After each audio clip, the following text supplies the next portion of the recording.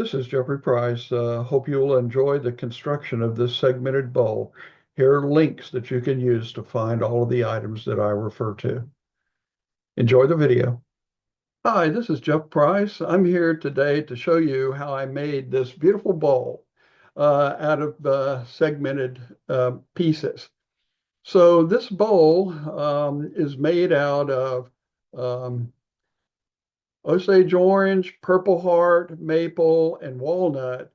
It has 11 rows, and in each row there are 48 segments. So if you follow along, I'll show you how I did this. Now the bottom is sapelli. I started, instead of walnut, I started using sapelli for those rings, but as I kind of find out, the sapelli doesn't machine real well, and I had to switch back to walnut. So if you see any references to sapelli other than the base, that has been replaced by walnut. So let me show you then where we are with getting this designed. Let me share this screen. So I'm sharing the screen now with the design papers I have in here, and I take this out to the shop with me. It starts with drawing out the shape of the bowl. Here's the base, then I've got 11 rows. The overall diameter is going to be 11 inches because the radius is 5.5. So I then draw out all of the segments and a side view of the segments, and then measure the inside and outside diameters of each one. Now, from there, this goes into a spreadsheet. Here is my spreadsheet, and I've entered the number of segments, a ring padding, and then all of these inner and outer diameters. Now, the ring padding is extra material that's going to have to be cut off, but it also makes it possible, of course, to fix any errors that you have in your measurements and so forth. So I've done all of this in my spreadsheet, and all of these um, definitions here are also in the spreadsheet of each of the items. And that includes here on the what the table saw gap is. You'll find that one in there too. But here are all of the properties of the ring and then the table saw gap. And you'll find those in my calculation spreadsheet. Now, once you've entered in all of that sort of stuff, the spreadsheet does all the calculations for you. And this is the sheet that I take out with the other ones that has the numbers that I want in it. Here in this paragraph, these paragraphs, this one and this one, are essentially identical.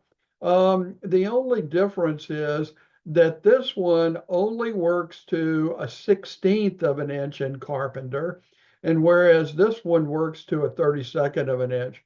So if you're, not real familiar with 30 seconds, you might want to take this, but you'll see that the outer segment length, for instance, in decimal, those are all the same as right here. So this is just the Carpenter measurements.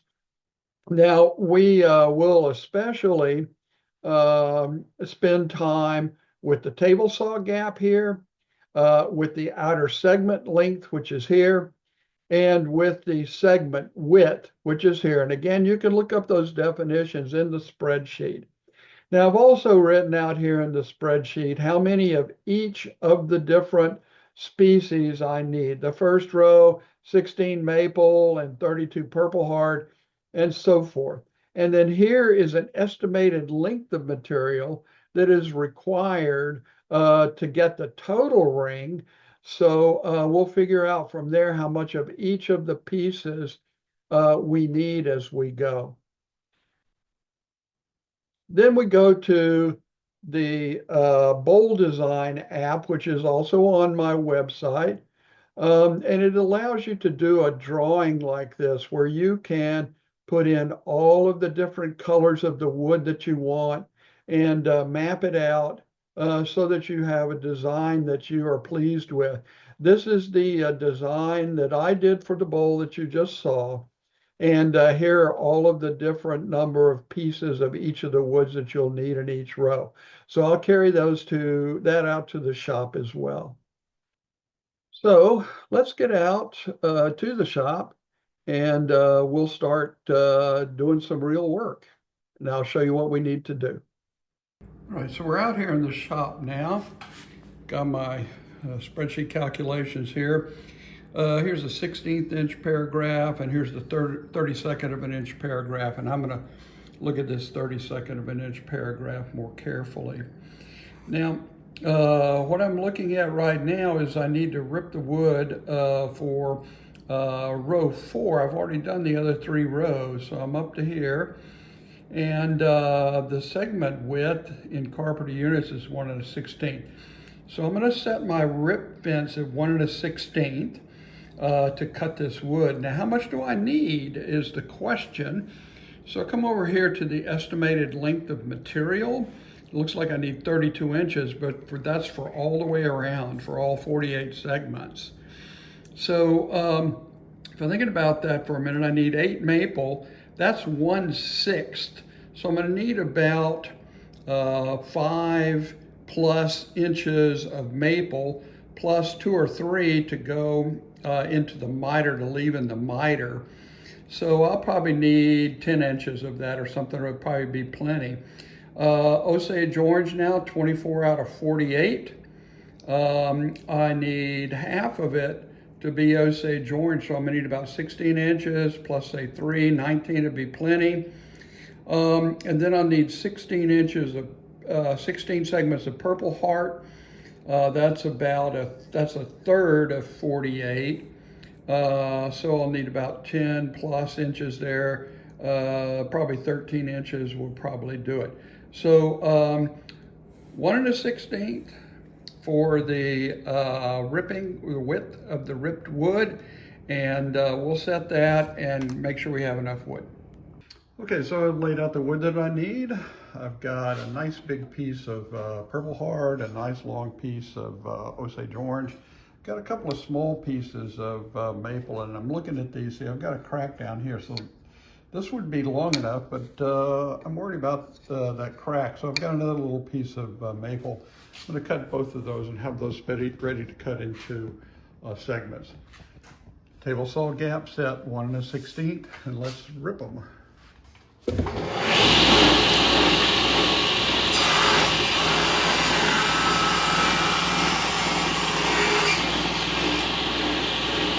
Next, we'll set up our Wedge Pro to cut them into segments. So let me show you how to set up the Wedge Pro. It's really simple. Now we are doing 48 segments, right? So all I need to do is pick a pin, put it here in the 48 segment hole, like that, okay? And so you can see that there are many choices that you have for what number of segments you want. So I've got 48 for this project.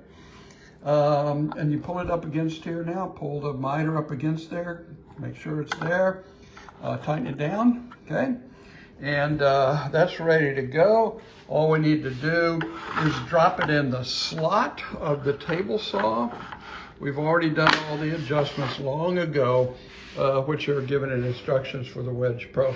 So this is the sled. This is now set at the proper angle for 48 segments per ring. And all that's left is for me to put down the stop. This is the stop that comes with it. Tighten it down. And you can see that this allows for us to set the width of the segment that we're going to cut there. We'll set this according to the table saw gap. We'll get to that when we get there. And that'll allow us to cut the correct length of segment. So whatever it is, we just set it here, tighten her down, and this is ready to go. I see that I want to set my table saw gap at 5/8 of an inch. That's going to be right here on the gap for the Wedge Pro. And I see that I am going to need an outer segment length of 0.6322. Now, I'm going to cut segments and check them to see if they are close to 0.6322. I'm going to get somewhere between 0.62 and 0.64 for that number. I'd like to be a little closer than that, but we'll see. We'll see how it comes out when I cut it. So I'm going to start with a test piece, just a piece of scrap. We'll see how close we get to this. And that's after I set my gap here to 5/8 of an inch.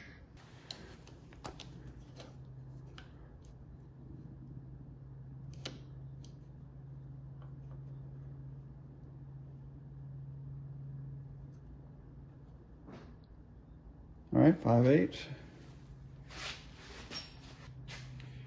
Piece of scrap.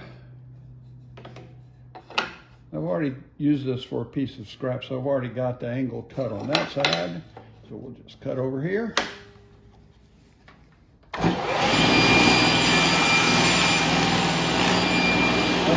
how the Wedge Pro brings this back to me? I don't have to have a fight with the table saw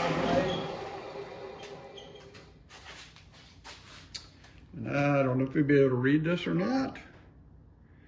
0.6258, so that's very close. That's 0.03 within 0.03, so we're good there. Got it first try.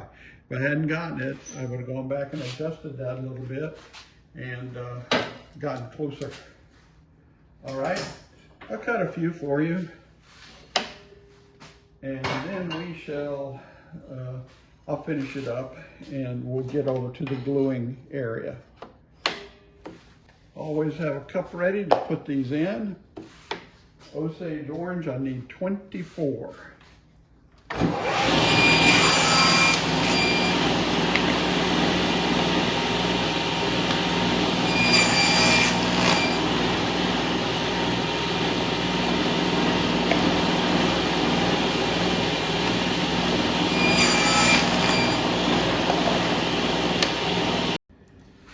Now 8 maple.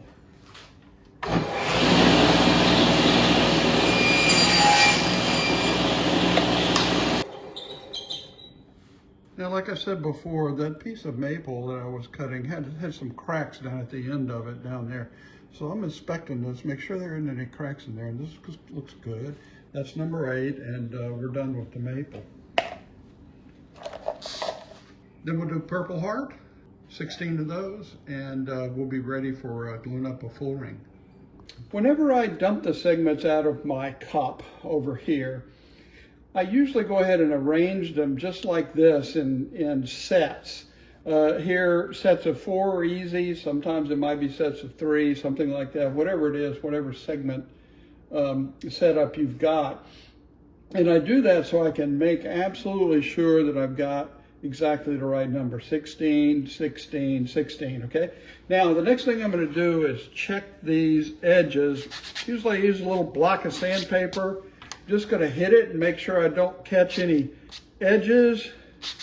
Any edges and stuff are gone because these have to fit together exactly when they're pushed together, right? So if there's any kind of mess in there, it's not going to work. Now, see, I see, for instance, right here, I've got one that's got a little bit of the table saw left over there, and a little knock with the sandpaper is going to take care of that, okay? So I'll do all of that, and then we'll come back. Okay, now I've got out my color wheel, working on row 5. So if you look at this now, again, I've got this in segment of where it repeats by 8. 1, 2, 3, 4, 5, 6, 7, 8. So this will repeat 8 times.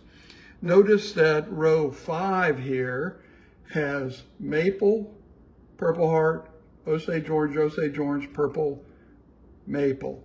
So I've got 2 Purple Hearts, two Osage Orange surrounded by 2 Purple Hearts followed by 2 maples. That goes all the way around. So that's easy enough for me to set up that sequence.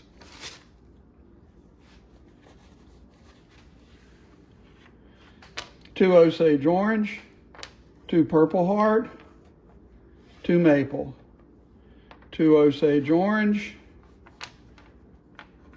2 purple heart, 2 maple.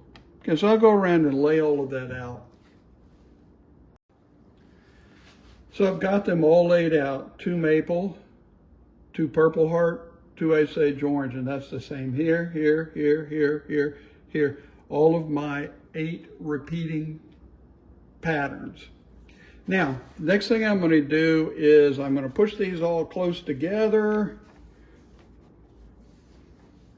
I'm going to get my zip tie. I'm going to try not to mess up my pattern when I'm doing that. Get my zip tie. All right. And this we will check to make sure that all of the segments are good here and that this is everything's correct. All right. Of course, just a test.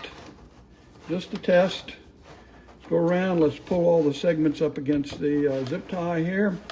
It makes pretty much of a perfect circle when we do that. Okay, then I'm gonna go around and look at it. Usually I jiggle it a little like this, make sure they all fall into place, and I see a problem. Okay, you see the problem right here? See the problem? There's the one of these two is messed up. It wasn't pushed down all the way or something when I cut it, and it leaves a little gap here. So I'm going to go back and I'm going to cut a new one. I don't know whether I cut 2 or 1. I'll probably go ahead and cut 2 just in case. I'm going to cut 2 to replace here, and I'll come back after that's done. Okay, so if I put these 2 together, I'll show you what's wrong here. This one has this little shoulder right here knocked down just a little bit. And that's probably the end piece from the piece of wood. I'd probably knocked that down just a little bit, and I didn't see it when I started the cutting of these segments. So this is probably a little table saw error, maybe in the ripping process or whatever. And when you put these 2 together carefully, you can see the problem. You can see that this one right here, the shoulder's messed up. And so I've just replaced both of them. And let's take a look at it.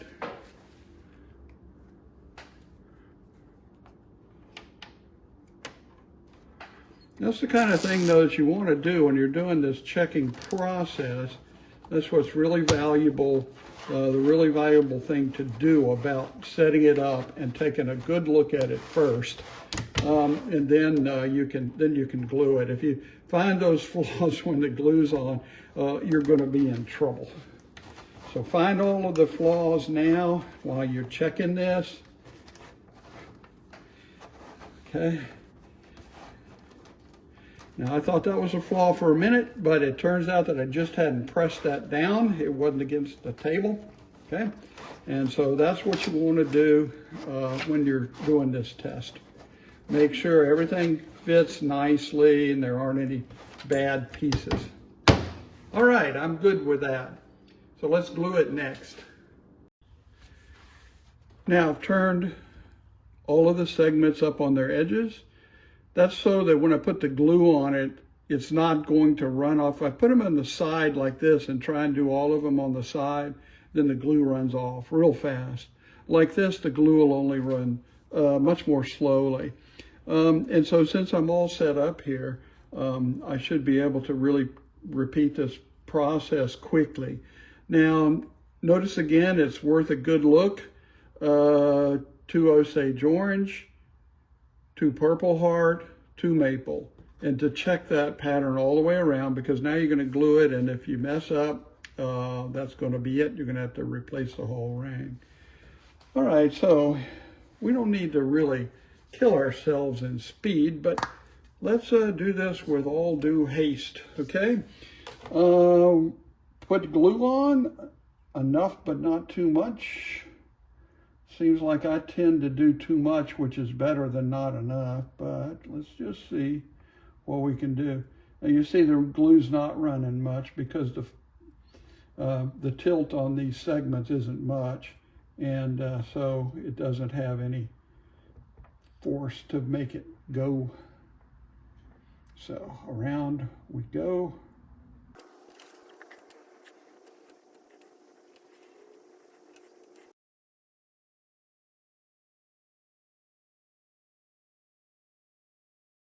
All right, make sure that this piece that I knocked out of the circle is right where it belongs, next to 2 Osage orange. Okay, now this one, pick one. I'm going to smear the glue here. That way when I turn it sideways, it's not going to run much, okay? So now we're going to work quickly to stick these together. Press the glue out from between them as we go, and you can see that this ain't going to take very long at all.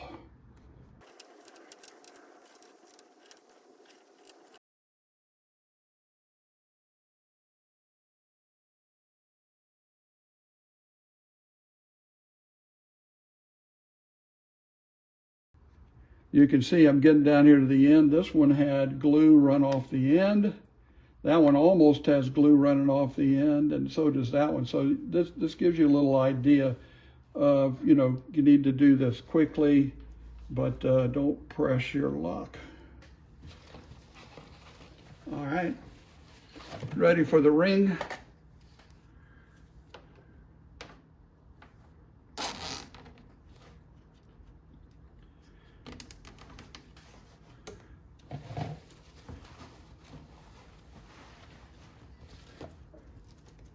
All right, now, this, of course, requires a little extra attention right here at the clamp part of the zip tie. You have to align those by hand. And now I'm going to work my way around. I'm going to make sure each segment is up against the zip tie. I'm going to tighten up the zip tie one more click if I can now, because I'm feeling confident that this is nice. All right, go around. I'm checking it to make sure it's flat. I'm checking it to make sure that it's up against the zip tie here, that they're even, right? And work my way around. When I get back to the knot or the clamp of the zip tie, I'll know I've been all the way around. See, there was one that I needed to reseat against the zip tie. Here's one that needs to go down a little bit. I can feel it against that edge there. And so we're doing well here now, just about done. And there we are, that'll do. So let me grab a paper towel.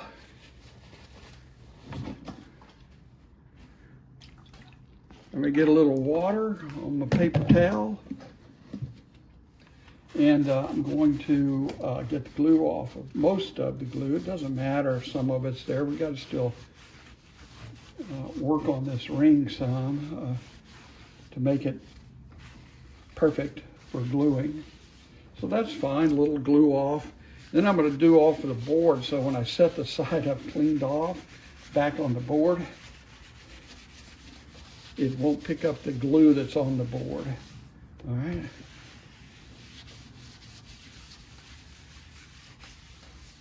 Okay, then I'm just going to get, I could leave that if I want to, because I'm going to have to finish, I'm going to have to run this thing through the planer or sand it, one of the two, and I could get rid of that glue when I do that process, but it's not bad. Just get her clean, pretty clean anyway. All right, one more time here so it doesn't stick.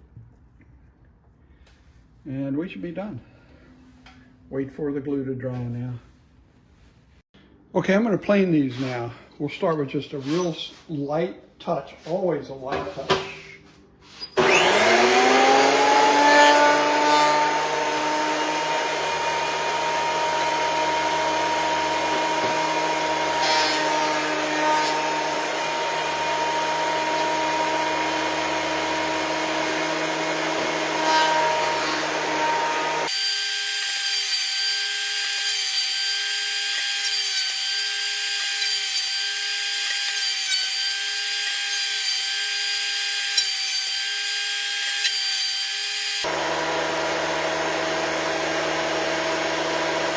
Okay,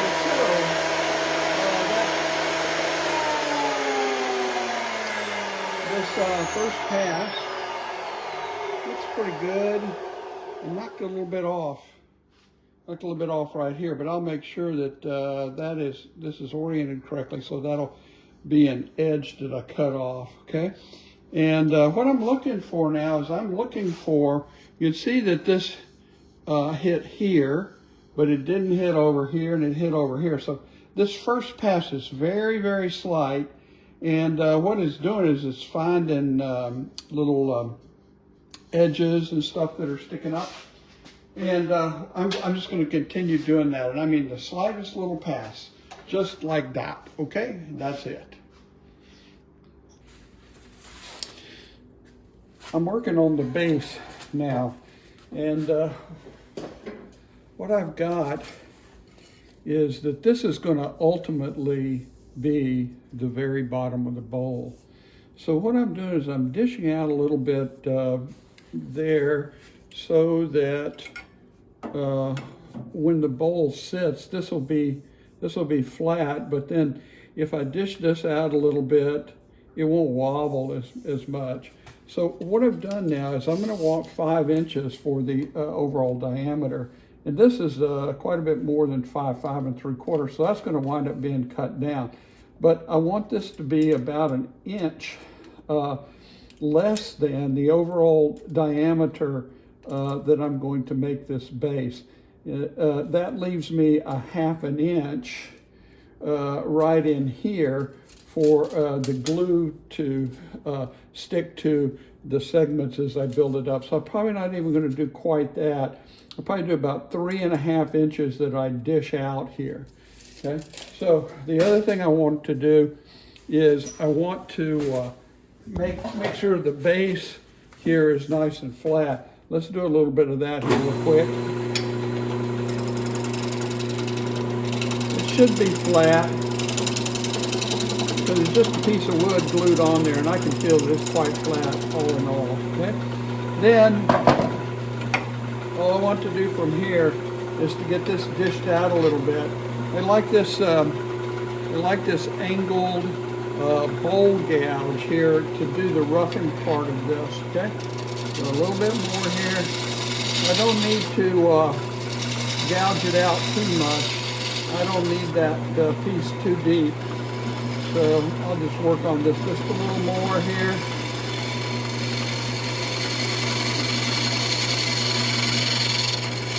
That's pretty good in terms of depth. And then I want this about 3.5 inches. Okay.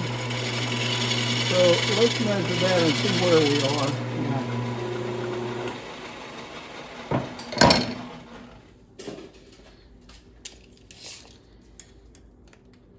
So that's pretty close. I might go just a little bit more.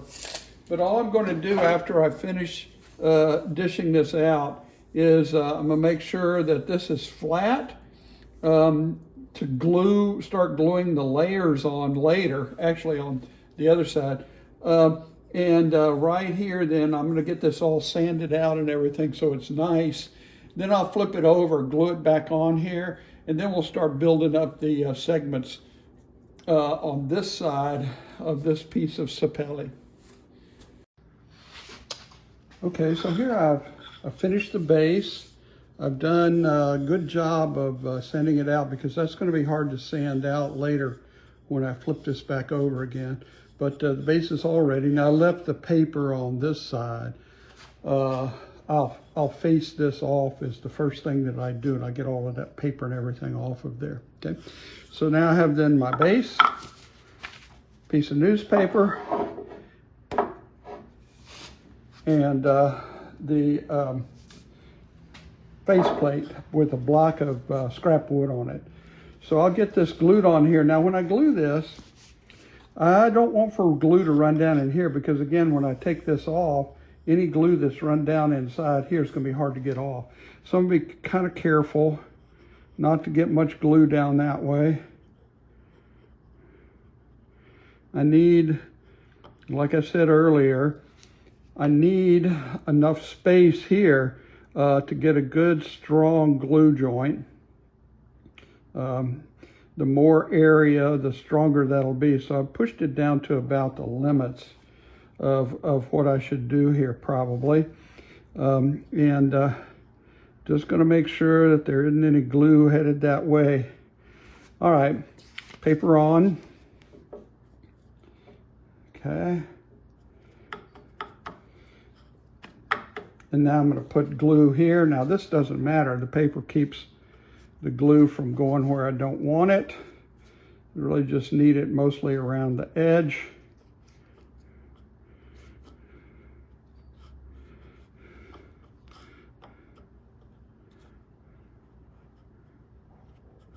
Make sure I got plenty right around the edge. Okay. All right. I'm going to drop this on here. I'm going to do my best job of centering it that I can. Okay. I probably got too much glue on there, but too much is better than not enough. Okay. And then what I like to do from here is I like to use my drill press as a clamp. So I'll put it in the base of the drill press, raise it up until it hits the chuck, and we'll clamp that up good and then let her dry. Okay, so I got this glued on the faceplate there, and I'm just going to get this plate faced off here so I can start gluing segments onto it.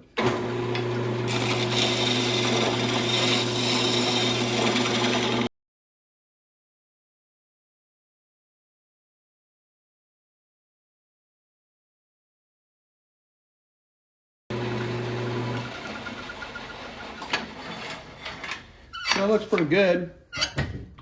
I have a piece of 12-inch sandpaper on a faceplate. I can use it for this as well, and I'm going to make sure it's good and flat.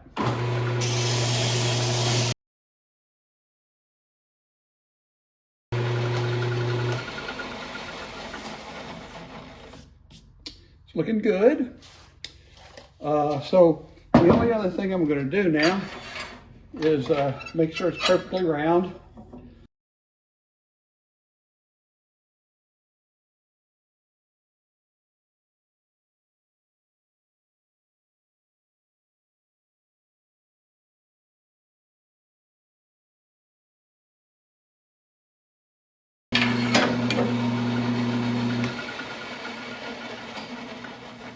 Okay, so that's still a little bit bigger than 5 inches, but that's okay. I'm going to start gluing on segments now, and we'll take this down to, well, whatever we needed at 5 inches, later when we start really cutting on the segments. Okay, so now I want to center this on the first ring.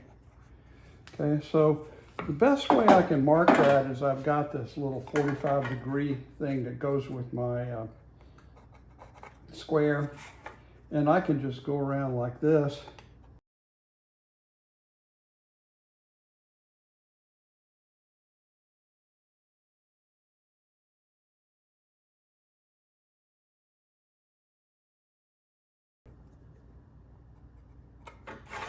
Okay, so let's try this on here, see how it seems to fit. Okay, that's quite close. So I've got a little bit of room so I can still see the marks, which is good.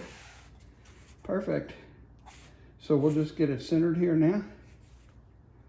That looks pretty good. Let's see how I did over here. That's pretty good. So let's just mark a circle.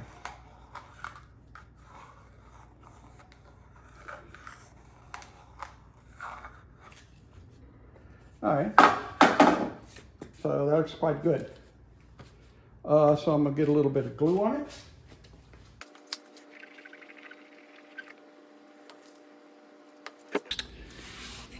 it.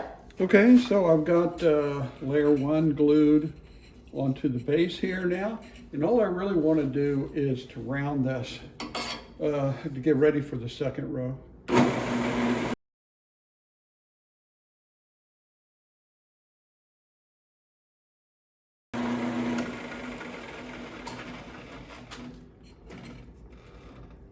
All right, so I'm checking, make sure I've got it completely round. Now I can cut down some of this if I want to, but I want this round right now as a positioning tool for the next layer, so I can center this well on the next layer. Since I flattened both sides of this first ring, then this side's perfectly flat right now, so I don't need to do anything with that. It's possible for you to only flatten one side of a ring, and then when you put it in here, you can get that second side on the lathe, but I flatten both, and so I'm done with that. That's all I really need to do right now, and I'm going to get busy putting on the second layer. Okay, I'm back over here now in my gluing station. I'm going to work from here for the rest of these rings. Now, on the second ring and all the rest of the rings from here on out, we have an alignment issue. I can't just plop this on here, okay, wherever it goes. And I can see probably the easiest way to see this is that the Osage orange goes right between the two purple hearts on the first ring. Okay, so it's going to align something like this. Here is Osage orange lined up between two purple heart there, like this. So it's going to align like that. So this is really important that you double check yourself on this.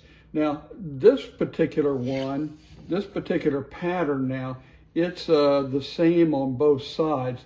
So I could also align it something like this, right? Where I've got the Osage orange right between the two purple hearts. And this one, we flip it over, it's the same. A lot of patterns, that's not true. When you flip it over, it's different. So you might not only have a problem of lining up the rings, you might also have a problem of which way it goes. Okay, so it really shouldn't matter.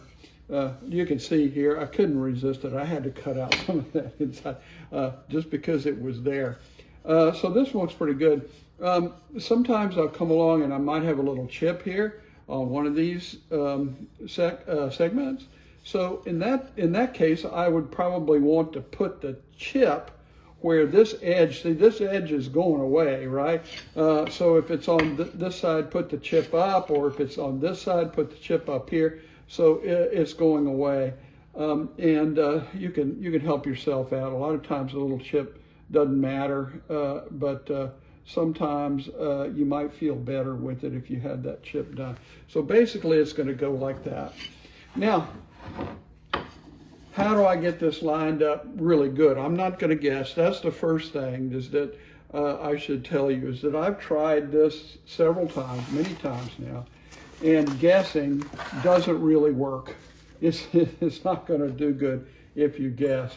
And what I'm going to do is I get my dividers, and I'm going to divide these segments. Now, I'm probably going to draw on the maple here because I can see the marks the best. So I'm going to find the center. Let's see how I did there. That was my first guess. So see, I got two marks there, so I'm going to bring this to the middle like that. And then that should be pretty close to center right there. Okay, so that's pretty close to center. So I'm going to then I'm going to mark the maple ones because I can see the marks better on that, and I don't have to mark all of them, especially when there's 48. Now, if there's only 8 or 16 or something like that, then you probably want to mark every one. But I'm just going to go around here and mark the center of each of these.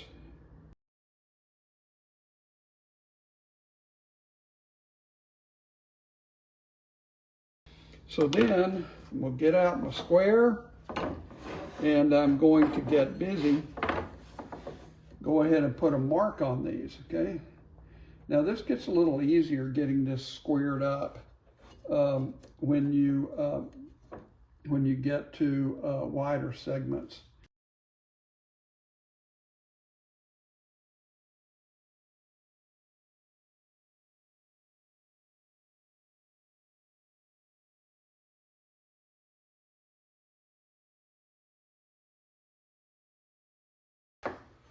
Okay, so there I've got all of those marked.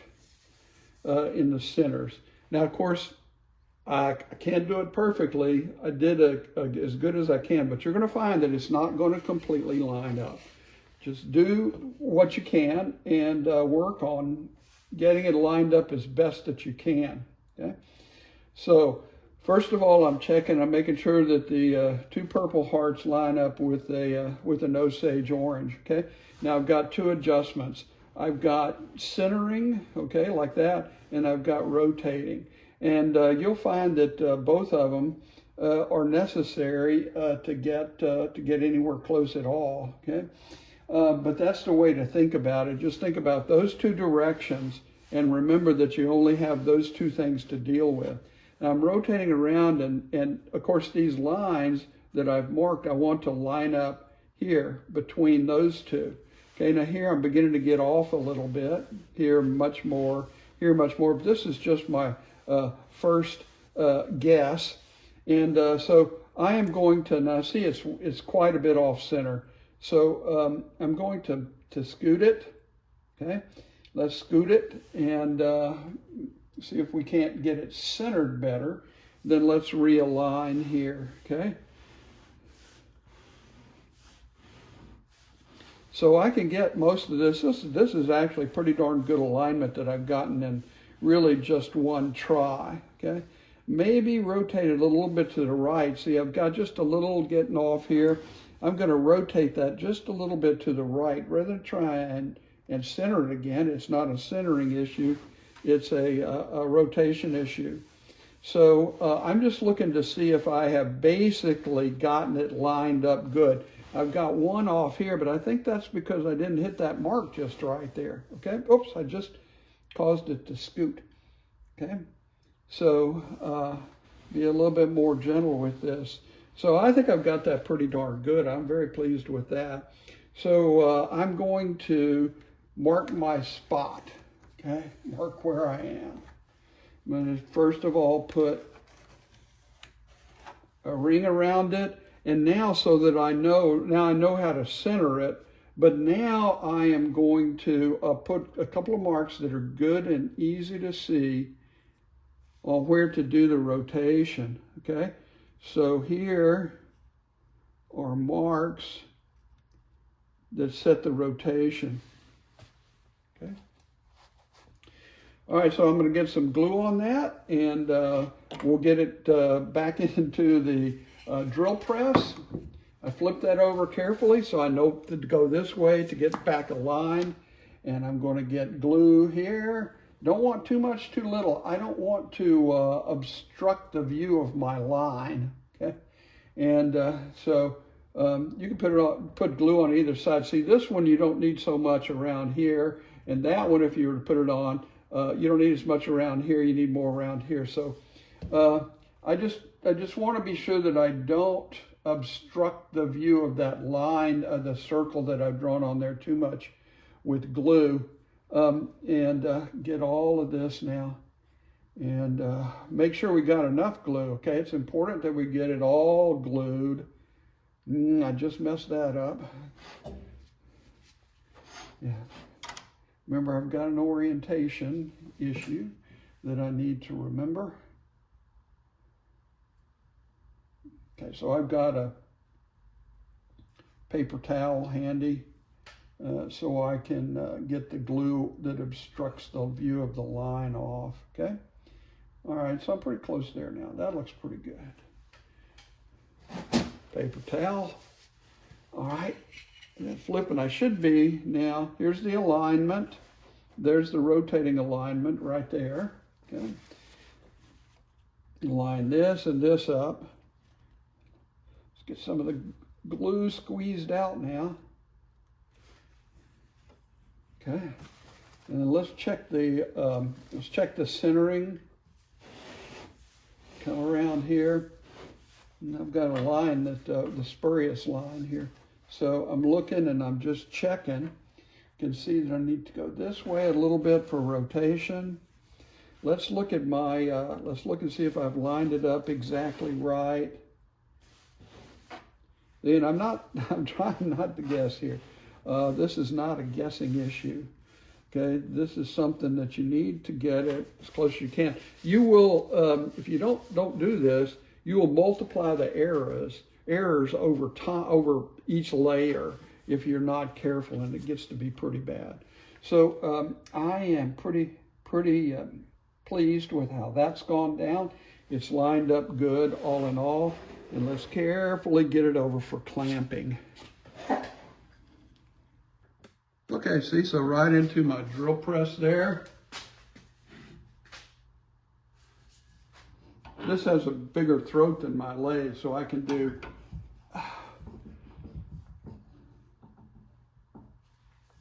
larger diameter rings here than I can even do on my lathe, unless I turn my lathe outboard. I can turn my lathe outboard and do really big stuff, but this works for all of these bowls that I do. Make sure I hadn't scooted it.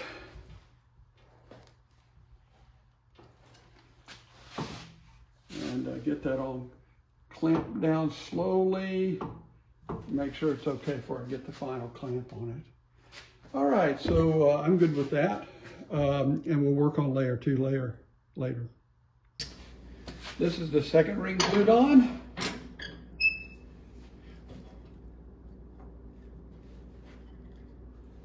I'm going to round it off.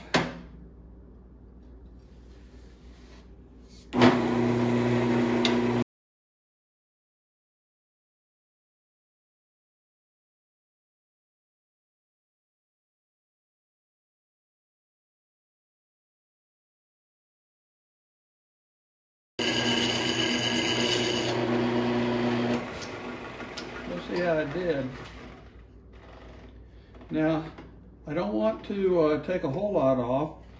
I really just want it round, and of course that's because it's got to pick up the next one, and we got to have room to cut the next one. So I'm good with that. I've checked it all the way around. It's just now round.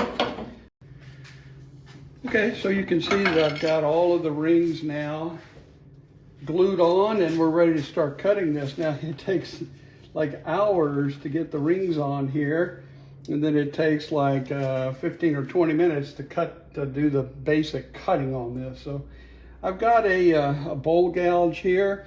This is a special one that has angled, okay? So it works well on the inside of bowls.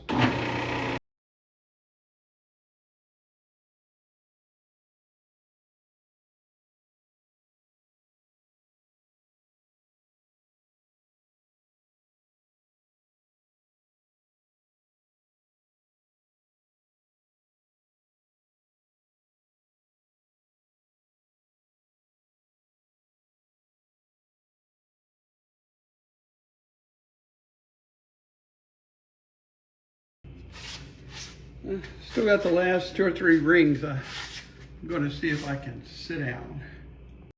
Okay, so you can see how I've done here. I've got most of that stair step done, cut out of there. The pattern is really merged well, of course. And so I'm going to go around now, and I'm going to do the same kind of thing around here on the outside. It's still stair stepped and rough. And even though I have rounded all of these at least, except for this one, it's looking quite good. So I'm going to get this all just roughed out on the outside too. Okay, so I'm working on the outside now. Got my same bowl gouge, and we're just getting the terraces off of it.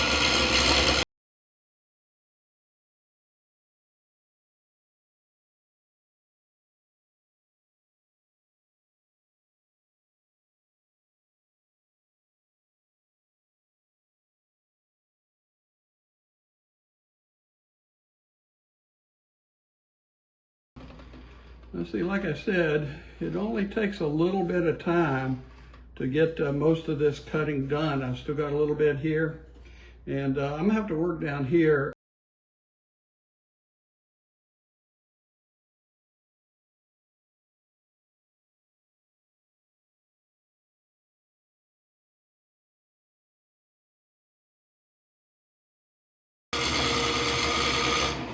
So that's not too bad. Okay, so I'm going to reset the tool rest so I can come and work back in this area, and the whole thing will be roughed by then. Okay, so you can see that I have moved my tool rest over here up underneath the bowl so I can get to this to the base here. And I'm going to cut some stuff down and do a little bit of work here.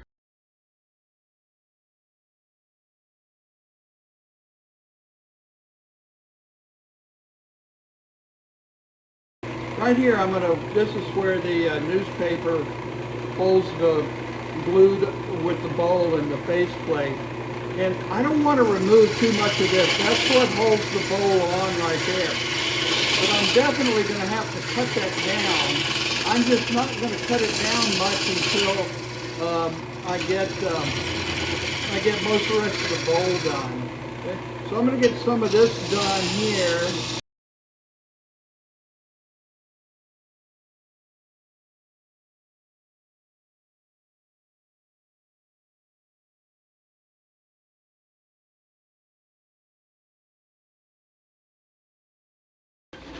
Let's grab my calipers. I'm going to measure some of this, make sure that I'm not messing this up, not getting things too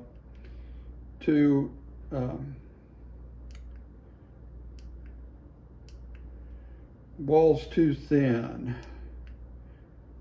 Okay, so let's see if we can reach all the way in there. And I've got a whole inch, okay? Now, of course, the thing is kind of a little bit scooted.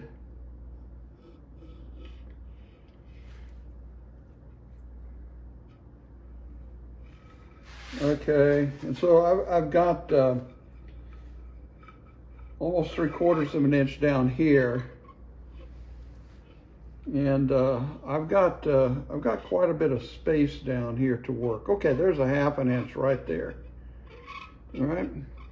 So I'm still going to wind up taking that down some eventually, and I'm going to take just a little bit more off of some of this place down here, and then but I'm going to leave this like this until I'm ready to cut the bowl off, and then probably my final thing will be to come here and cut the base down to the diameter that I want it right in here, and then break the bowl off.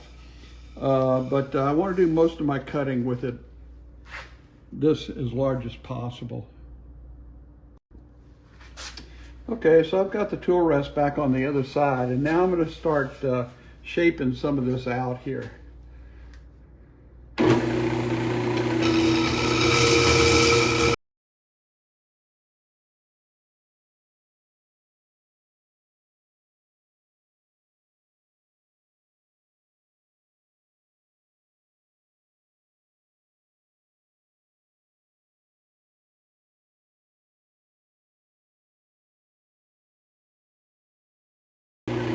All right, so I'm pretty satisfied with the basic shape of the outside of the bowl now. Maybe a little more right there, but it's looking good. I'm going to go move around to the inside now. Okay, so I've started back working on the inside some, and one thing I want to be really careful of is that make sure that I've got plenty of wall thickness to work with. So I come along here and I'll measure it. This is 0.56. Okay, I know you can't read that, 0.57. So the wall is quite good right now. Of course, I want to cut it down some, down to about 3/8 or whatever. And of course, up here at the lip, I'm going to get it down to probably 1/8 of an inch by the time I get all the way to the lip, and 1/4 of an inch, say along in the last inch or two of the lip of the bowl. So I'm at 0.48 here. So I've got a little bit more cut down. Got a little bit more cut down back here in the back of the bowl. And that's a result of me making the rounding of the base and so forth. So 0.43 there. So I see I need to be a little bit careful down in here. Of course, I still have down to, like 0.375 is 3/8 of an inch. So I still have some more that I can cut, but I need to be careful how I'm doing that, okay? And keep an eye on the thickness. So all I'm going to do then is I'm going to continue to work inside here, especially along in here near the upper lip. I'm going to get that down on down some more. But what I'm looking for now is, see, like you can't see it, but I can feel a ridge right here, and I need to cut that down. I see a little bit of there's a chip right in here and so forth that I'm going to need to get rid of. And so I'm just going to be working on a few things like that for now. Okay, so I am satisfied with the basic shape of the bowl. It's just basically roughed out pretty well. And I'm going to get busy sanding it. I usually start with 150 grit.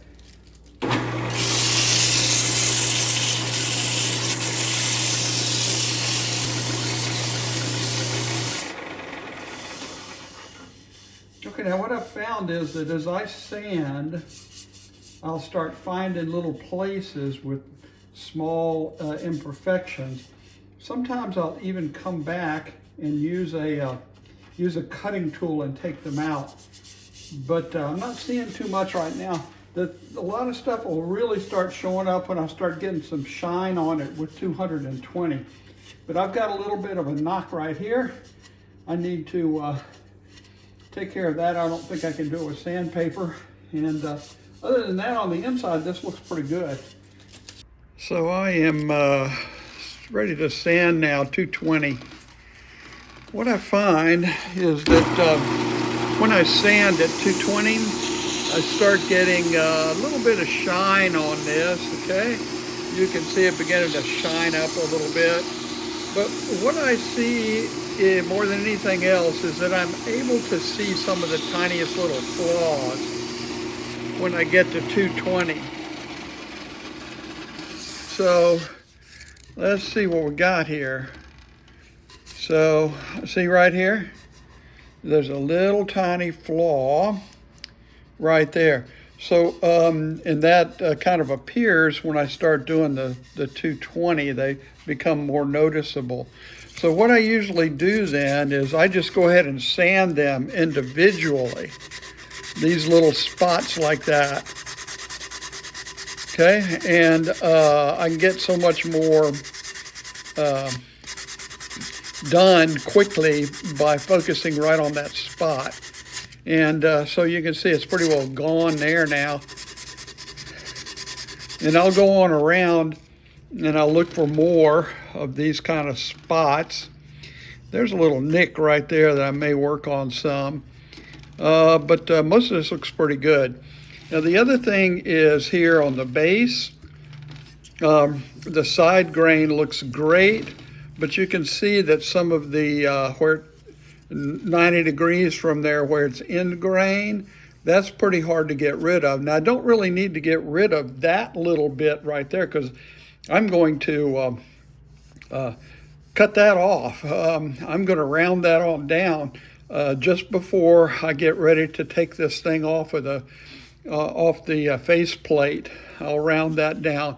So I don't really need to focus on that, but a lot of times here, for instance, I can see it a little bit. I might decide to put a little bit of a sanding sealer in there to help me with the sanding process. Okay, so I am satisfied with the 220 grit sanding that I've done. You can see that it looks pretty nice. It's got a little shine to it. It'll get some more shine by the time I'm finished because I'm going to move to 400 now.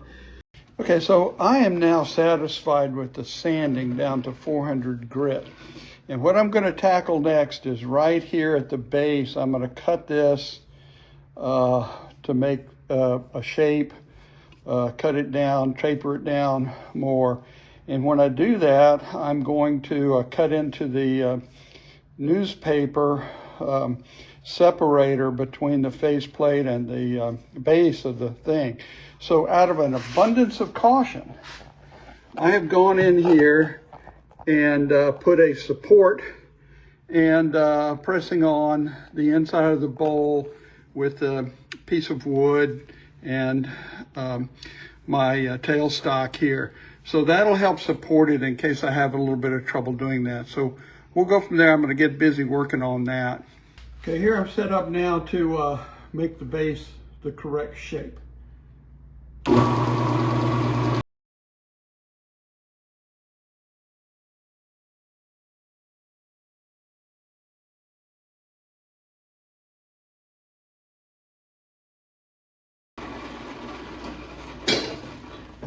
Now this Sapelli sands very nicely, so I'm going to get busy sanding it. I'll probably go ahead and start with 220. We'll see how 220 does. I might need to go back to 150, but we'll see how that does. Okay, so I'm pleased with this now. I've got the base all done. It's nice and shiny. And of course, the rest of it has already looked good before. Now, the next thing I'm going to do is I'm going to start putting on finish. Now, this is usually the finish that I use. It's Minwax fast drying polyurethane. Now I've got gloss. Sometimes I use semi-gloss. I've used matte, but I like one of those other ones. Now, before I start putting on the finish, one thing I'm going to do is I'm going to put a mark here, because once I get the first coat on, then after that, I can't really tell when I've gone around once. Okay, so I'm just going to go start doing this. And I can do this easier if I set the camera down, okay? So I'm going to show you what it looks like when it's over. Here's the outside with the first coat. Okay, and I'm going to move around and do the inside now.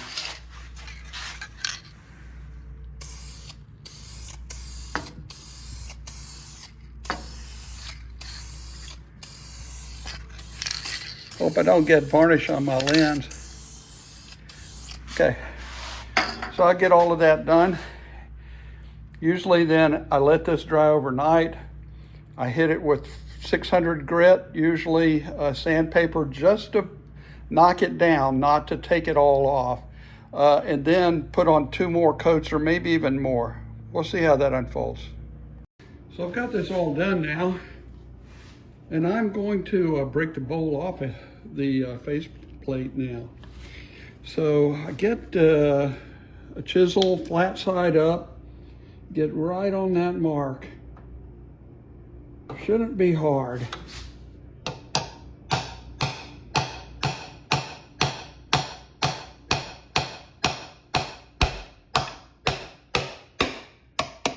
There it is. Yeah, beautiful. So all we have left to do now is for me to sand off this half of the sheet of newspaper. Be sure that it's nice and flat when it's done, and we'll put some finish on the base as well once we've got it all sanded, of course. So I've got the bowl here now set up on the table. I've got a board underneath. And I usually put this down on a cloth so I don't scar the lip. And I'm going to start sanding now. I got 220 here.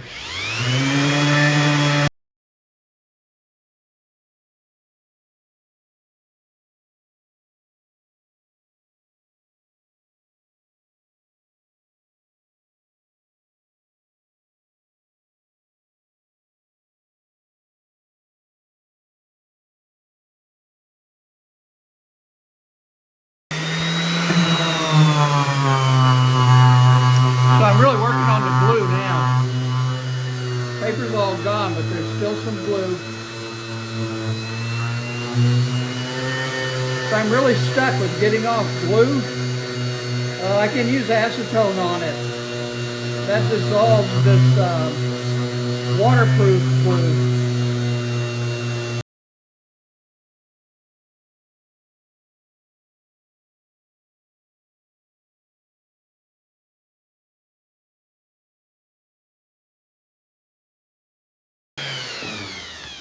We're going to check it real good.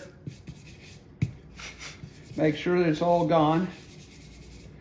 And that looks nice. Oh, I see one little spot right here. Okay, so I'm going to get that one little spot. Now, if you remember, I've already sanded this center part down real good. So it's in good shape. Tiny little bit right there. I'll get that. And then I'm going to put my logo on here, and then we're going to put finish on it. Actually, I'll probably hit it with a little 400 before I go to doing that. Okay, all done. I made sure, in fact, I even used a damp cloth, got all the sawdust off here, because if I spray it, I get a little bit of overspray. That sawdust is going to be part of the bowl for a long time. So it's really clean. Try not to get too much overspray, but I want to be sure and get it done. And I'll put on one more coat before I call this done. I hope you enjoyed the video.